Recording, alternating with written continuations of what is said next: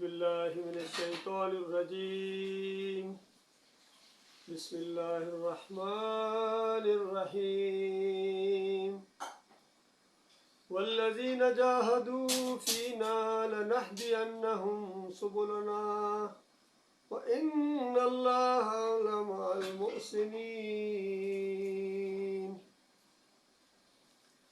یہ سورہ العنکبوت کی آخری آیت ہے اور بہت ہی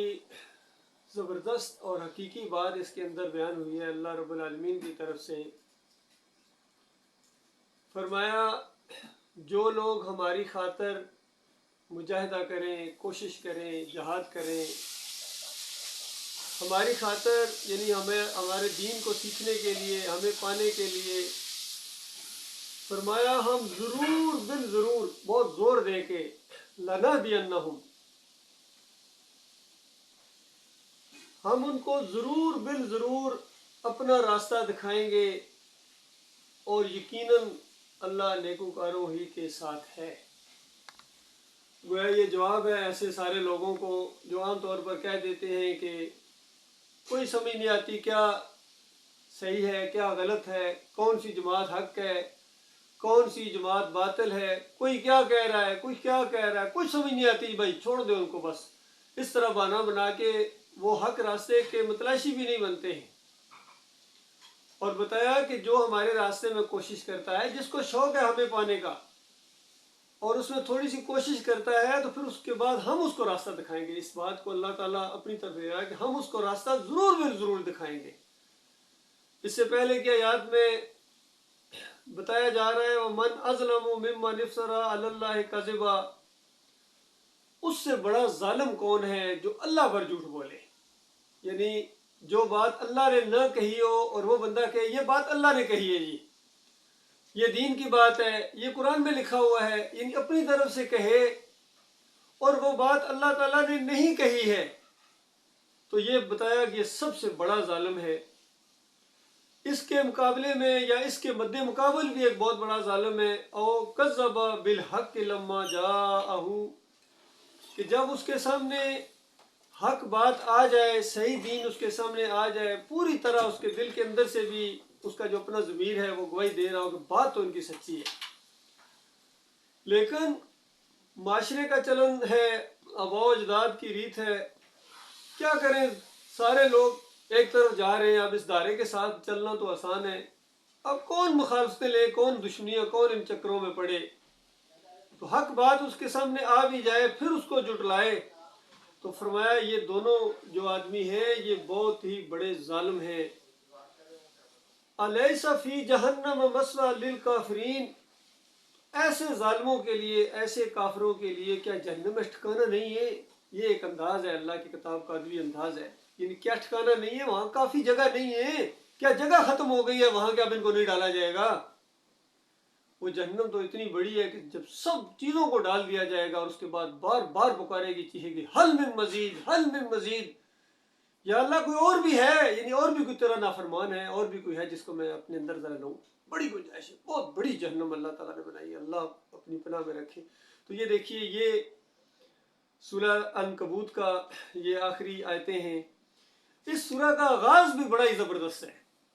اور باقی مضمون جو اس کے اندر ہے وہ اسی کی پوری تفسیر ہے۔ فرمایا الف لام میم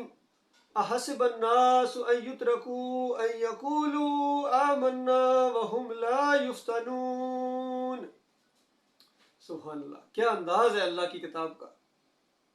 الف لام میم یہ حروف مقطعات ہیں، قطع کی حروف ہیں، متشابہات میں سے۔ مالک فرماتا ہے کیا لوگوں نے یہ سمجھ رکھا ہے، یعنی وہ انہوں نے گمان کر لیا ہے یا کوئی غلط بات ان کو کسی نے بتا دی ہے، انہوں نے یہ سوچ رکھا ہے کہ بس اتنا کہنے پر چھوڑ دیے جائیں گے کہ ہم ایمان لائے، یعنی اتنی بات انہوں نے کہہ دی ہے۔ انسان ہیں کتنے جو ہیں وہ تو ایمان ہی نہیں لا رہے ہیں، اور کتنے ہیں جو ایمان لاتے ہیں شرک کے ساتھ ایمان لاتے ہیں۔ جس طرح سورہ یوسف کے اندر مالک فرماتا ہے کہ وَمَا يُؤْمِنُ أَكْثَرُهُم بِاللَّهِ إِلَّا وَهُم مُشْرِكُونَ، اکثریت تو اس طرح ایمان لاتی ہے کہ ساتھ ساتھ شرک بھی کرتے ہیں، نہیں ہوتے مشرک ہیں اور دعوے ایمان کے ہوتے ہیں،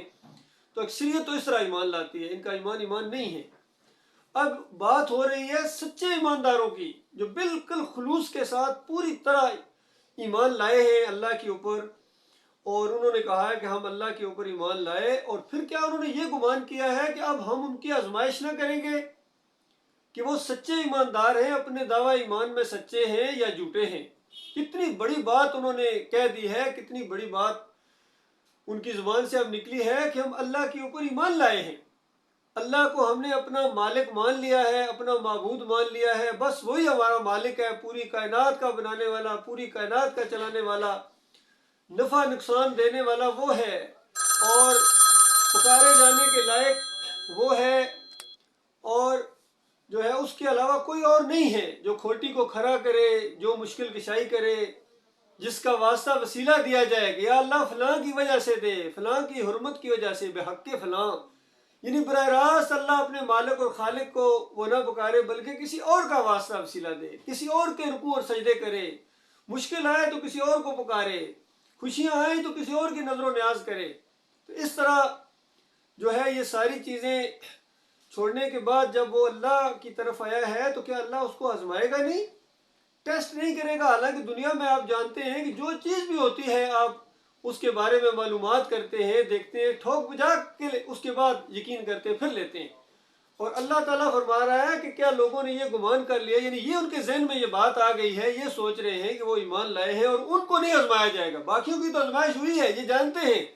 انبیاء کو آزمائش میں ڈالا گیا، نیک لوگوں کو آزمائش میں ڈالا گیا، اور انہوں نے یہ سمجھ لیا کہ ہمیں شاید بغیر آزمائش کے گزار دیا جائے گا۔ مالک فرماتا ہے وَلَقَدْ فَتَنَّ الَّذِينَ مِن قَبْلِهِمْ، حالانکہ ان سے پہلے، یعنی یہ جو ایمان کا دعویٰ کرنے والا انسان ہے، یہ جس نے یہ گمان کر لیا ہے کہ شاید میری آزمائش نہیں ہوگی، حالانکہ اس سے پہلے جتنے بھی ایماندار ایمان کا دعویٰ کر چکے ہیں، گزر چکے اس سے پہلے، ان کو اللہ تعالیٰ نے آزمایا، ٹھوک بجا کے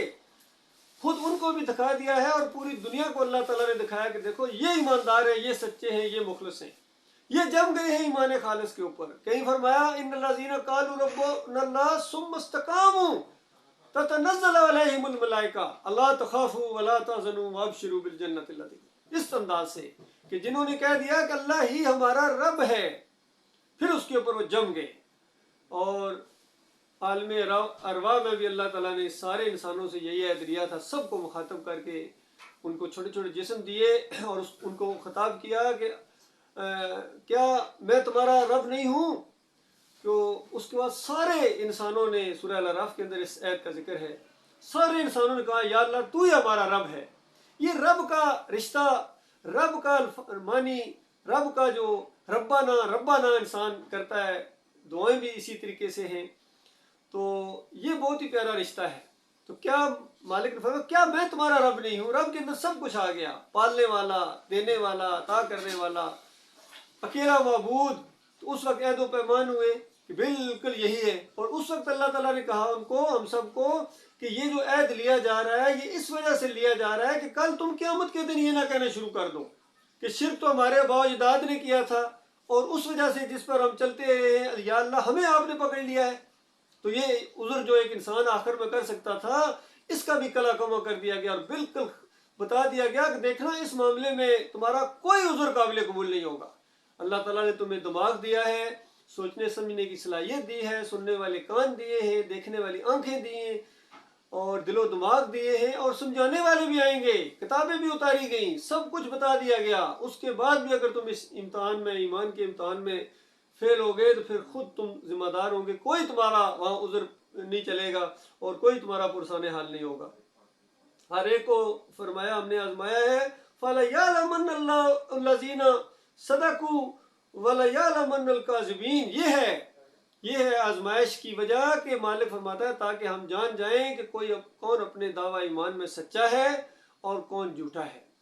جس نے اپنے آپ کو سچا ثابت کر دیا، اس نے کہہ دیا میں اللہ میرا رب ہے، بس اب میں کسی اور سے نہ ڈرتا ہوں، نہ کسی اور سے مانگتا ہوں، نہ کسی اور کو خوش کرنے کی دل کے اندر کوئی اور چیز ہے، نہ کسی اور سے مجھے امیدیں ہیں، کچھ بھی نہیں ہے، صرف ایک میرا مالک ہے، بس میں اس کے اوپر ایمان لے آیا۔ تو اس کے بعد اس میں اگر یہ سچا ثابت ہو گیا، ہر اینگل سے آزمایا جائے گا۔ سورہ البقرہ کے اندر بڑا عجیب اور خوبصورت انداز ہے جو آزمائشوں کے بارے میں فرمایا ہم تو وَلَنَبْلُوَنَّكُمْ بِشَيْءٍ مِّنَ الْخَوْفِ وَالْجُوعِ وَنَقْصٍ مِّنَ الْأَمْوَالِ وَالْأَنفُسِ وَالثَّمَرَاتِ وَبَشِّرِ الصَّابِرِينَ الَّذِينَ إِذَا أَصَابَتْهُم مُّصِيبَةٌ قَالُوا إِنَّا لِلَّهِ وَإِنَّا إِلَيْهِ راجعون أُولَٰئِكَ عَلَيْهِمْ صَلَوَاتٌ مِّن رَّبِّهِمْ وَرَحْمَةٌ وَأُولَٰئِكَ هُمُ الْمُهْتَدُونَ. یہ چیزیں بتائی کہ ہر اینگل سے ہم خوف و ہراس کی کیفیت پیدا کریں گے، چونکہ آپ نے کہا ہے کہ اللہ میرا رب ہے، وہ میرا محافظ ہے، اگر وہ میرے ساتھ ہے تو پھر مجھے کسی کی پرواہ نہیں، میں پھر کسی سے نہیں ڈرتا ہوں، پوری دنیا ایکا کر لے تو ہم خوف و ہراس کا جب ماحول بنے گا تو پھر پتہ چلے گا نا کہ واقعی اپنی بات میں سچے ہو جھوٹے ہو. اور اس کے بعد کوئی نقصانات ہو جائے تمہارے جو کاروبار میں ہو جائے، مال میں ہو جائے، اس کے ذریعے بھی آزمایا جائے گا کہ تم اللہ پر بھروسہ رکھتے ہو کہ اللہ نے یہ مصیبت ڈالی ہے یا کہیں اور سے آ گئی ہے، یا تم اپنی طرف اس کو منسوخ کرتے ہو کہ میں نے یہ کر دیا، میں یہ نہ کرتا تو ایسا ہو جاتا، یہ ہو جاتا تو اس طرح ہو جاتا. کہ اللہ پر ایمان ہے تمہارا؟ کیونکہ وہ اچھے اور برے حالات میں ڈال کے تمہیں آزمائے گا کہ تم اللہ کو مانتے ہو یا نہیں مانتے ہو. اور کہیں فرمایا کہ یا کوئی جانوں کا بھی نقصان ہو سکتا ہے، تمہارے قریبی رشتہ دار، بھائی ہیں، بہن ہیں، ماں باپ ہیں، بیوی ہے، بچے ہیں، ان میں سے کوئی اچانک فوت ہو جائے یا کسی وجہ سے کوئی بیماری ان کے اوپر آ جائے، کوئی بھی، اس انداز سے بھی ہم آپ کی آزمائش کریں گے. اور اس کے بعد کاروباروں میں کمی، ہر انداز سے بتانے کے بعد فرمایا کہ جو صبر کرے، اللہ کی اس فیصلے کے اوپر راضی رہے، ہر چیز کی جو چوٹی کی چیز ہے یقین کیجیے وہ صبر ہے. کوئی کام ہے حتیٰ کہ آپ نیک کام بھی کرتے ہیں تو بغیر صبر کے آپ نہیں کر سکتے ہیں، صبر کرنا پڑے گا نیک کام کرنے کے لیے. حتیٰ کہ برائیوں سے بھی آپ جب بچیں گے تو بغیر صبر کے نہیں کر سکیں گے، جب صبر ہوگا تو برائی سے بچیں گے. اور اللہ کے راستے میں جہاد کرنا، جب تک صبر نہیں ہے آپ نہیں کر سکتے ہیں. تو اس انداز سے ہر معاملے میں جو چوٹی کی چیز ہے وہ صبر ہے. ایک لفظ کے اندر کہیں اللہ تعالیٰ نے اس کو بیان کیا کہ جب یہ جنتی جنت کی طرف جا رہے ہوں گے تو فرشتے سلامتی کی دعائیں کریں گے کہ سلام تمہارے اوپر، تم زبردست رہے ہو، تم نے صبر کیا ہے، اس صبر کی وجہ سے آپ جنت کے اندر داخل ہو جاؤ. تو یہ صبر چوٹی کی چیز ہے ہر معاملے کے اندر. تو یہاں بتایا کہ ہم ضرور آزما کے رہیں گے ایسے لوگوں کو کہ جنہوں نے ایمان کا دعویٰ کیا ہے اور اس کے بعد وہ اس کے اوپر جم گئے ہیں تو سچے ثابت کریں گے، تو پھر ہم ان کو انعامات کی بارش کریں گے. جہاں دنیا کے اندر بھی اللہ تعالیٰ نصر من اللہ فتح قریب کی بھی خوشخبریاں سنائی کہ دنیا کے اوپر بھی اللہ تعالیٰ آپ کو غالب کرے گا. اگر کوئی گروہ اس انداز سے اللہ کے بھروسے کے اوپر اللہ کو اپنا مددگار سمجھتے ہوئے یقین کے ساتھ اٹھے کہ اللہ ہمارے ساتھ ہے، تو بتاؤ جس کے ساتھ اللہ ہو اس کو کوئی مغلوب کر سکتا ہے؟ اور جس کو اللہ چھوڑ دے تو بتاؤ اس کا کوئی حمایتی ہو سکتا ہے؟ تو یہ ساری باتیں اسی طریقے سے ہیں. یہ ساری دعائیں اسی وقت ہیں جب اللہ کے راستے میں آپ قدم ڈالیں اللہ کے دین کو غالب کرنے کے لیے. یاد رکھیے دین کے غلبے کے لیے، ورنہ وہ چاہے تو ایک اشارے کے اندر سب کے دل پھیر دے، لیکن یہ نظام اس نے نہیں بنایا ہے. اس کا نظام اسی طرح چلے گا. کوئی ایک بھی نہ مانے اس بات کو جو اللہ کی بات ہے تو اللہ تعالیٰ کو کوئی پرواہ نہیں. لیکن اللہ کے بھروسے کے اوپر جو اللہ کے دین کو غالب کرنے کے لیے اٹھیں گے، ان کی نمازیں ہیں، ان کے جمعے ہیں، ان کے عمرے ہیں، ان کے حج ہیں، کیونکہ یہ ساری چیزیں اسی ایک بات کو قائم رکھنے کے لیے ساری چیزیں بنائی گئی ہیں. لیکن اگر کسی کے دل کے اندر اس کا کوئی ارادہ بھی نہیں ہے کہ اللہ کے دین کے لیے ہم نے جہاد کرنا ہے، دعوت دینی ہے، یہ ہماری زندگی کا نمبر 1 مسئلہ ہے، اسی میں ہمارا فائدہ ہے، ہمیشہ کی جنت ملنے والی ہے، بادشاہی ملنے والی ہے، جنت کے اندر سارے کے سارے مومن جو ہیں وہ بادشاہ بنا دیے جائیں گے. دنیا میں تو ایک ملک کے اندر دو بادشاہ نہیں ہو سکتے ہیں، 2 بادشاہ ہوں تو نظام جو ہے وہ افراتفری ہو جاتی ہے، ایک بادشاہ ہوتا ہے. لیکن جنت کے اندر ہر انسان، ہر مومن کو وہاں بادشاہ بنا دیا جائے گا. اور جو کم از کم آخری جنتی ہوگا جس نے کوئی نیکی نہیں کی، صرف اللہ کو مانا ہوگا، شرک نہیں کیا ہوگا، اس کی جو جنت ہوگی اس زمین سے 50 گنا بڑی جنت ہوگی. اندازہ لگائیے. پھر دل کے اندر جو خیالات آئیں گے اللہ تعالیٰ اس کو پورا کر دے گا، جو منہ سے حکم صادر کرے گا. اور پھر انبیاء کے ساتھ ملاقاتیں ہوں گی، فرشتے سلامتی کی دعائیں کریں گے، تحفے اللہ کی طرف سے لائیں گے، ہمیشہ کی جوانی ہوگی، کبھی بڑھاپا نہیں آئے گا، ہمیشہ کی صحت ہوگی، کبھی بیماری قریب نہیں آئے گی، کوئی بال برابر بھی ایک لمحے کے لیے ٹینشن جنت میں نہیں ہوگی. تو اندازہ لگے یہ کچھ اللہ تعالیٰ دینے والا ہے. صرف چند دنوں کی اس آزمائش کو صبر کے ساتھ اپنے مالک کے اوپر یقین کرتے ہوئے کہ جس حال میں مالک رکھے آپ نے اپنے مالک کے اوپر اعتماد کرنا ہے، مالک کو الحکیم سمجھنا ہے، اپنے آپ کو نہیں زیادہ سمجھدار سمجھنا. یہ ہو جاتا تو وہ ہو جاتا، اس کا مطلب آپ اپنے آپ کو زیادہ سمجھدار سمجھ رہے ہیں. مالک کو زیادہ سمجھدار سمجھے، بلکہ تم سے زیادہ وہ تمہارا خیر خواہ ہے، تمہارے فائدے کے لیے سب کچھ کرتا ہے، تنگ کرنے کے لیے نہیں. اور تقدیر کا معاملہ بھی اسی طریقے سے ہے کہ پہلے سے لکھا ہوا ہے، ہر چیز لکھی ہوئی ہے اللہ تعالیٰ نے، پورے امتحان کا پورا سسٹم اللہ تعالیٰ نے لکھا ہوا ہے۔ تو لہٰذا میرے بھائیوں، اس فطروں کے دور کے اندر ہم نے ایمان خالص اللہ تعالیٰ نے ہمیں توفیق دی ہے، یہ اسی کا احسان ہوا ہے۔ سب سے بڑی نعمت اگر دنیا میں انسان کو ملی ہے تو یہ ایمان ہے اللہ کے بندوں۔ پوری دنیا کی دولت بھی اس کے مقابلے میں کچھ نہیں ہے، پوری دنیا کی بادشاہی بھی اس کے مقابلے میں کچھ نہیں ہے۔ اگر ایک بندے کو پوری دنیا کی بادشاہی مل جائے اور 50-60 سال کے بعد آخر پھر مرنا، پھر وہ جہنم کی آگ کے اندر ڈال دیا جائے ہمیشہ کے لیے، وہاں ابلے گا، تو بتاؤ کیا اس کو ملا؟ اور ایک اگر مخلص مومن ہے، اگر دنیا میں کچھ پریشانیاں بھی آ گئیں، اس حوالے سے ایک بڑی زبردست حدیث ہے جو نبی علیہ السلام نے فرمایا کہ قیامت کے دن دو انسان ہوں گے، ایک وہ ہوگا جس نے دنیا سب سے زیادہ عیش اور آسودگی کے ساتھ بسر کی ہوگی، لیکن ہوگا مشرک کافر ہوگا، اب اس نے جہنم میں جانا ہے ہمیشہ کے لیے۔ اور ایک جنتی ہوگا جس نے دنیا سب سے زیادہ مشکل گزاری ہے، ہر مشکل اس کے اوپر سب سے زیادہ آئی، لیکن وہ ایک لمحے کے لیے اپنے مالک سے بدگمان نہیں ہوا ہے، ایمان کو نہیں اس نے چھوڑا ہے، تو اب وہ جنت میں جانے والا ہے۔ تو نبی علیہ السلام فرماتے ہیں کہ اس جنتی کو اللہ تعالیٰ فرشتوں کو کہے گا کہ اس کو جنت کی صرف ایک جھلک دکھاؤ، ایک چکر لگاؤ، یہ ایک جھلک دکھاؤ، اور پھر سے پوچھو کیا دنیا میں کوئی پریشانی تمہارے اوپر آئی ہے؟ تو وہ جو جنتی ہوگا مومن، وہ قسم کھا کے کہے گا، یعنی زور دینے کے لیے ہمیشہ قسم کھائی جاتی ہے، یا اللہ تیری قسم مجھے کچھ معلوم نہیں ہے کہ پریشانی کیا ہوتی ہے، غم کیا چیز ہوتی ہے، بھول جائے گا۔ اور دوسری طرف اس بدبخت سے پوچھا جائے گا ایک جہنم کا چکر لگانے کے بعد، جس نے دنیا سب سے زیادہ عیش کے ساتھ، یقیناً بادشاہ گزرا ہوگا، تبھی تو اس نے سب سے زیادہ عیش کے ساتھ گزری ہے، بڑی بادشاہی ہوگی اس کی، کبھی اس کو بیماری نہیں آئی، کبھی کوئی نقصان نہیں ہوا، ہر نعمت اس کو ملی دنیا کے اندر، لیکن ایمان نہیں ملا ہے۔ تو فرشتوں کو کہا جائے گا اس کو جہنم کی ایک جھلک دکھاؤ جس کے اندر اس نے جانا ابھی۔ تو ایک جھلک دیکھنے کے بعد پھر پوچھا جائے گا کہ دنیا میں کوئی عیش آرام یا سکون تم نے دیکھا ہے؟ وہ بھی قسم اٹھائے گا، یا اللہ تیری قسم مجھے معلوم نہیں ہے کہ خوشی کیا ہوتی ہے، عیش کیا ہوتی ہے، سب کچھ بلا دی جائیں گی۔ تو اللہ کے بندو، یہ دیکھو یہ کچھ ہونے والا ہے۔ یہ آخرت کا عقیدہ جب تک انسان کا مضبوط نہ ہو، انسان ٹھہر نہیں سکتا اس راستے کے اندر۔ یہ خالص دین کا راستہ، ایمان کا راستہ، انبیاء کا راستہ۔ اور مزے کی بات دیکھیے، ہر صلات کے اندر ہم کہتے ہیں یا اللہ ہمیں نیک لوگوں کے راستے پر چلا، خود کہتے ہیں، دعائیں مانگتے ہیں، اللہ سے مانگتے ہیں یا اللہ ہمیں نیک لوگوں کے راستے پر چلا، ان لوگوں کے راستے پر جن پر تو نے انعام کیا، انعام یافتہ لوگوں کے راستے پر چلا، یا اللہ ہمیں اپنے راستے میں شہادت سے نواز، یا اللہ ہمیں مقربین میں سے کر دے، یا اللہ ہمیں اونچے درجے والوں میں سے کر دے۔ کیسی دعائیں مانگتے ہیں ہم؟ تو دعا جب پوری ہوگی تو اونچے درجات ایسے مل جائیں گے۔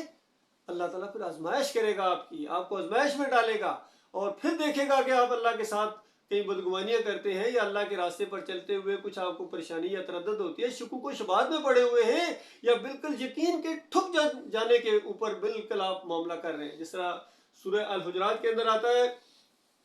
فرمایا انما المؤمنون الذین آمنوا باللہ ورسولہ ثم لم یرتابوا۔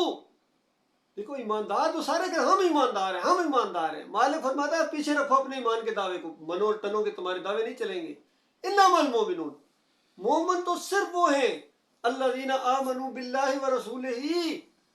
ایمان لائیں اللہ کے اوپر، ایسا ایمان، ایسا مضبوط ایمان لائیں، دل کی گہرائی کے اندر اتر جائے کہ میرا ایک مالک ہے، بس اس کے علاوہ میرا کوئی نہیں ہے۔ اس کا حکم آ جائے، کسی کی بات جو ہے میرے ذرہ برابر وہ جوتی کی نوک کے اوپر ہے جو میرے مالک کی بات کے خلاف ہے اور ٹکراتی ہے، دنیا کے سارے علماء اکٹھے ہو جائے، ساری دنیا اکٹھی ہو جائے، سارے دانشور اور مفکر اکٹھے ہو جائے، میرے مالک کی بات کے مقابلے میں ان کی کوئی وقت ہی نہیں ہے، ایسے ہی اس کو یقین ہو اپنے مالک اور خالق کے اوپر۔ وہ محافظ ہے، وہ مشکل کشا ہے، وہ داتا ہے، وہ دستگیر ہے، وہ مشکل کشا ہے، براہ راست سنتا ہے، کوئی واسطے وسیلے کی کسی اور کا واسطہ اپنے مالک کو دیا جائے کہ میرے مالک فلاں کی وجہ سے مجھے دے، اس سے بڑی بھی کوئی توہین ہو سکتی ہے اللہ تعالیٰ کی؟ اس سے بڑی بھی کوئی نمک حرامی اور غداری ہو سکتی ہے اللہ تعالیٰ کی کہ ایک غلام، ایک بندہ اپنے مالک کو پکارے اور کسی اور غلام کا واسطہ دے، کسی اور بندے کا واسطہ دے اللہ تعالیٰ کو؟ یہ اللہ کی بہت بڑی توہین ہے، ذات کے شرک کے بعد یہ بہت بڑی نجس شرک ہے جو آج امت مسلموں کی رگوں کا خون بنا ہوا، اندازہ لگائیے۔ اس کو سب سے پیاری دعا سمجھتے ہیں، دعائیں مانگتے ہیں یا اللہ یہ جو روزے میں نے رکھے ہیں یہ اپنے حبیب کے صدقے قبول فرما، یہ نمازیں پڑھی ہیں، یہ قرآن پڑھا ہے، یہ صدقات حج عمرہ کے اپنے حبیب کی وجہ سے، پنجتن پاک کی وجہ سے قبول فرما۔ بتاؤ یہ کتنی، یہ کہتے ہیں یہ پیاری دعا ہے، بدترین دعا ہے یہ، یقین کی بدترین شرک ہے یہ۔ اس انداز سے آج اسی وجہ سے اللہ کی رحمت اٹھی ہوئی ہے، انہوں نے اللہ کی قدر ہی نہیں کی جس طرح اللہ کی قدر کرنی چاہیے تھی۔ اور رسول کے اوپر ایمان کا عاشق رسول بنے ہوئے ہیں، نبی سے بڑی محبت ہے جی، اچھا نبی ان کو ماں سے پیارا ہے، باپ سے پیارا ہے، بہن بھائیوں سے پیارا ہے، اور نبی علیہ السلام فرمائے جس نے میری سنت سے محبت کی اس نے میرے سے محبت کی، اور جس نے میرے سے محبت کی وہ میرے ساتھ جنت میں جائے گا۔ ایک صحابی نے کہا یا رسول اللہ مجھے آپ سے بڑی محبت ہے۔ نبی علیہ السلام نے کہا سوچ لو کیا کہہ رہے ہو، کچھ ہوش و حواس میں کہہ رہے ہو یا جذبات کے اندر جذبات؟ فرمایا نہیں یا رسول اللہ میں حقیقی بات آپ کو بیان کر رہا ہوں، مجھے آپ سے محبت ہے۔ نبی علیہ السلام نے فرمایا پھر لنگوٹا کس لو، کیونکہ میرے ساتھ جو محبت کا دعویٰ کرے گا، میرے ساتھ جو محبت کرے گا، پریشانیاں اور مشکلات اس کی طرف اس طرح آئیں گی جس طرح پانی اترائی کی طرف جاتا ہے، اس طرح اس کے ساتھ آئیں گی۔ پھر ایک دفعہ کسی نے پوچھا یا رسول اللہ سب سے زیادہ مشکلات کس کے اوپر آئی ہیں؟ نبی علیہ السلام نے فرمایا انبیاء کے اوپر، انبیاء کے اوپر مشکلات آئی ہیں۔ یہ وہ راستہ ہے جو ہر نماز کے اندر کہتے ہو یا اللہ مجھے ان کے راستے پر چلا۔ تو جب ان کے راستے پر آپ چلنے کا دعویٰ کریں گے اور عملی طور پر چلیں گے تو مشکلات تو آئیں گی، مصیبتیں تو آئیں گی، لیکن اس کے بعد انعام بھی پھر ایسا ہی ہے، یاد رکھیں انعام بہت بڑا ہے۔ آج اس راستے پر نہ چلو، اللہ بے پرواہ ہے، اس کو کوئی پرواہ نہیں تمہاری، یاد رکھنا۔ اگر یہ مشکل کیونکہ مشکل راستہ نظر آتا ہے، اس کی مثال میں ایک حدیث کے حوالے سے، جس طرح وہ حدیث آپ نے سنی ہوگی کہ جنت کو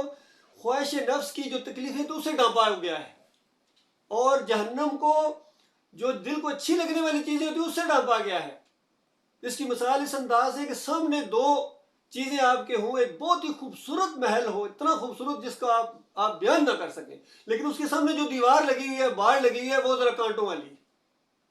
اور دوسری طرف جہنم ابل رہا ہے، لیکن سامنے جو دیوار لگی ہوئی ہے ادھر بڑی پیاری خوبصورت لگی ہوئی ہے۔ اب آپ کو کہا جائے کہ دیکھو ان دونوں میں سے ایک میں داخل ہو جاؤ، اور ساتھ یہ بھی پہلے گھبراہٹ ہوتی ہے کہ جنت وہ جو بڑا زبردست گھر ہے اس کے آگے جو باڑ ہے بڑے کانٹے سے، وہ صرف نظر کانٹے آتے ہیں،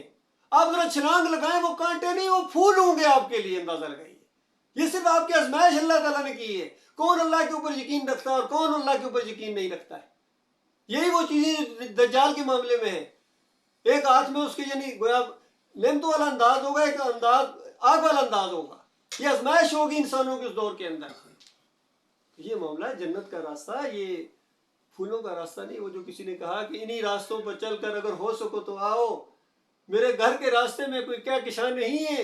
یہ پھول نہیں ہے کہ اللہ کے اوپر جو ہی مان لا فوراً ان کے اوپر نعمتوں کی بارش ہونا شروع ہو جائے، تو پھر دنیا دہر آپ سے آگے نکل جاتے۔ دوسری جگہ مالک قرآن میں سورہ زخرف میں فرماتا ہے کہ اگر یہ نہ ہوتا کہ مومنوں کے اوپر یہ آزمائش ذرا سخت ہو جائے گی تو جو بھی اللہ کا انکاری ہوتا، مخلص مومن نہ ہوتا، مالک فرماتا ہم دنیا میں ان کو محلات دے دیتے سونے اور چاندی کی، ان کی سیڑھیاں بھی سونے کی ہوتی، لیکن مالک نے بتا دیا، لیکن کیا نہیں مالک نے، مومنوں پر بہت سخت آزمائش ہو جائے گی۔ تو اس انداز سے میرے بھائیوں یہ راستہ صحیح معنوں میں سمجھداروں کا راستہ ہے۔ سب سے زیادہ سمجھدار جو انسانوں گزرے ہیں وہ انبیاء گزرے ہیں، رسول گزرے ہیں، انہوں نے اس راستے کو اپنایا ہے۔ قدم ڈالو شعوری طور پر، اپنا فائدہ سمجھتے ہوئے ڈالو۔ پیکج ہے، زبردست پیکج آج ملا ہوا ہے، اگر آج سانس رک گئی دوبارہ یہ پیکج کبھی بھی نہیں ملے گا، ہمیشہ کے لیے نہیں ملے گا، اس لیے کسی کی پرواہ نہ کرو۔ تو ایسا مضبوط ایمان لاؤ اللہ کے اوپر، تردد ڈول ایمان نہ ہو۔ پھر یہ سارے ایسے ہیں جی، اچھا پھر یہ سارے دیکھو ان کا کرتوت دیکھو، یہ دین کو بیچنے والے لوگ ہیں، یہ اذانوں کو بیچتے ہیں، یہ نمازوں کو بیچتے ہیں، محمد کو بیچتے ہیں،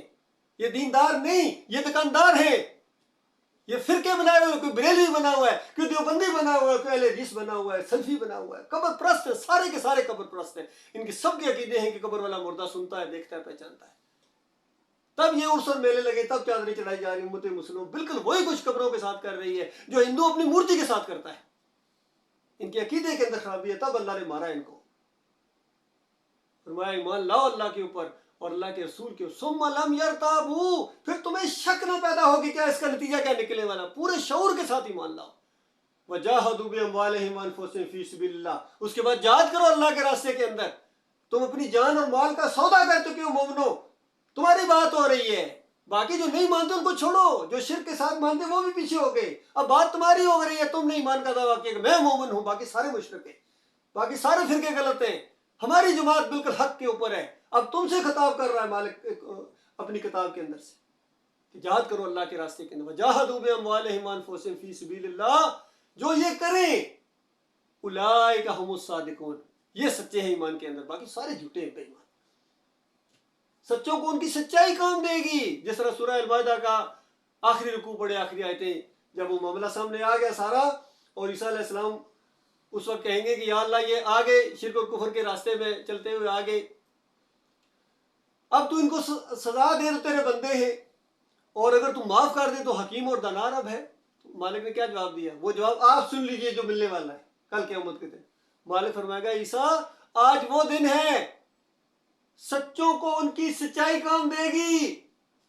کوئی اور چیز کام آنے والے نہیں ہے۔ سچوں کو ان کی سچائی، جو دنیا میں سچا عقیدہ لے کے آیا، سچائی پر قائم رہا، سچوں کا ساتھ دیا، سچائی کی تبلیغ کی، جھوٹ کی صرف تبلیغ کرو، تبلیغی جیسے تبلیغی بھائی ہمارے تبلیغی نصاب، جھوٹ کے قصے اس کے اندر، جھوٹ کی تبلیغ کر رہے ہیں، جھوٹ کا ساتھ دے رہے ہیں، یہ کل کام آنے والا نہیں ہے۔ سچاؤں کی سچائی وہاں کام دے گی۔ اس سچے عقیدے کے اوپر آ جاؤ، پرکھو، ہر ایک کو پرکھو، ہر جماعت کو پرکھو، ہر بندے کو پرکھو، سارے نمک حرام غدار نہیں ہیں، اللہ کے مومن بندے بھی موجود ہیں، اسی میں آپ کی آزمائش ہے، دونوں کردار آپ کے سامنے آئیں گے۔ اس کے بعد اگر آپ سچوں کو چھوڑ کے جھوٹوں کے پیچھے چلو گے تو انہی کے ساتھ ہمیشہ کی آگ میں ابلنا پڑے گا، پھر وہاں جا کے لعنتوں میں جو گے۔ آج تو کہتے ہیں ہمارے حضرت کو آپ نے ایسا کہہ دیا، ہمارے حضرت کو آپ نے ایسا کہہ دیا۔ بھئی آپ کے حضرت کو کہا اس لیے کہ آپ کے حضرت نے ہمارے مالک کی توہین کی تھی۔ اس کی ایک مثال میں دوں گا، ہمیشہ دیتا ہوں، دیکھو ایاک نعبد و ایاک نستعین، قرآن کی پہلی